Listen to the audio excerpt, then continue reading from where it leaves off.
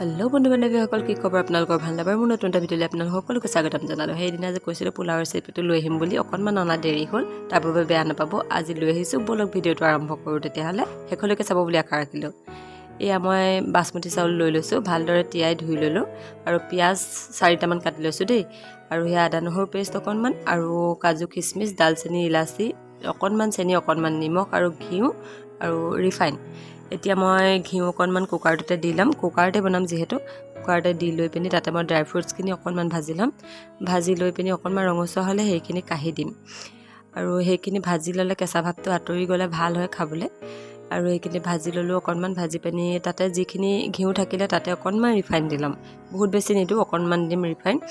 দি পিনি তাতে মই এতিয়া লং দালচেনিখিনি দি দিম। তেলখিনি গৰম হ'লতে দি দিলোঁ। তাতে এতিয়া পিঁয়াজখিনি সৰহকৈ লৈছোঁ মই, যিহেতু শাক পাচলি নিদিওঁ বেলেগকৈ, সেইকাৰণে পিঁয়াজ অকণমান সৰহকৈ দিছোঁ। আৰু পিঁয়াজখিনি ৰঙচুৱা হোৱালৈকে ভাজিব লাগিব। তাতে অকণমান নিমখ, অকণমান জোখমতে চেনি, যাতে কালাৰটো ধুনীয়া আহে। পিঁয়াজখিনি ৰঙচুৱা হোৱালৈকে ভাজি থাকিম। আৰু অকণমান ৰঙচুৱা হওঁতেই তাতে মই দি দিম অকণমান আদা নহৰু পেষ্ট।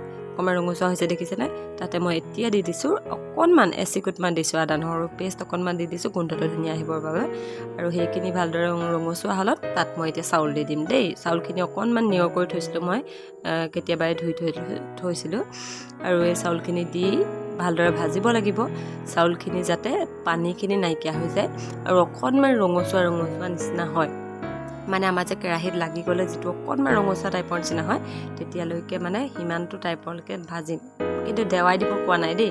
তাতে এতিয়া ড্ৰাই ফ্ৰুটছখিনি দিওঁ মই ভালদৰে ভাজি লৈছোঁ, মিক্স কৰি লৈছোঁ আচলতে। এতিয়া ভাজি হ'লত তাত মই চাউল লৈছিলোঁ যিহেতু 3 কাপ, সেইকাৰণে 3 গিলাচ পানী দিম। এটা জোখৰ গিলাচ লৈ ল'ম আৰু সেইটো হিচাপতে মই 3 গিলাচ পানী দিম।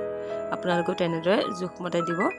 আৰু সেয়া মই 3 গিলাচ পানী দি ভালদৰে মিক্স কৰি কুকাৰৰ সাঁফৰটো মাৰি নৰ্মেল 2টা হুইচেল মাৰি অফ কৰি থৈ দিম। আৰু সম্পূৰ্ণকৈ চেঁচা হ'বলৈ দিব কুকাৰটো, তেতিয়া পোলাওকেইটা ভাল হয় আৰু জৰজৰীয়া হ'ব। চাবচোন, পানীটো যদি জোখমতে দিয়ে পোলাওটো ধুনীয়া হ'বই, কোনো কথা নাই। আৰু জৰজৰীয়া হ'লেহে পোলাওটো খাই ভাল লাগে, অকণমান জেকা হৈ থাকিলে ভাল নালাগে ন। আৰু পোলাওটো মই বনোৱাৰ ধৰণে বনাই খাই চাবচোন। চাওকচোন মোৰ পোলাওকেইটা কিমান ধুনীয়া হৈছে, বনাই খাই চাবচোন। আপোনালোকে যে বেয়া পায় মোক ক'ব। আৰু আজি পোলাওকেইটা আমি মাংসৰে সৈতে খালোঁ। আপোনালোকে যে মোৰ ভিডিঅ'টো চাই ভাল পালে, তেতিয়াহ'লে এটা লাইক, এটা কমেণ্ট কৰি থ'ব। আৰু মোৰ পেজটো নতুনকৈ চাই থকা হ'লে পেজটো ফ'ল' কৰি দিব। তেতিয়াহে মই দিয়া ভিডিঅ'বিলাক ন'টিফিকেশ্যনবিলাক আপোনালোকে সোনকালে পাব। তেতিয়াহ'লে আপোনালোকে মোৰ এই ভিডিঅ'টো চাই কেনেকুৱা পালে এটা লাইক আৰু এটা কমেণ্ট কৰি জনাব বুলি আশা ৰাখিলোঁ। আৰু মোৰ নতুন ভিডিঅ'বিলাক চাই থাকিবলৈ মোৰ পেজটো ফ'ল' কৰি ল'বলৈ নাপাহৰিব আকৌ দেই। আজি ভিডিঅ'টো ইমানে আছিলে, বাই বাই।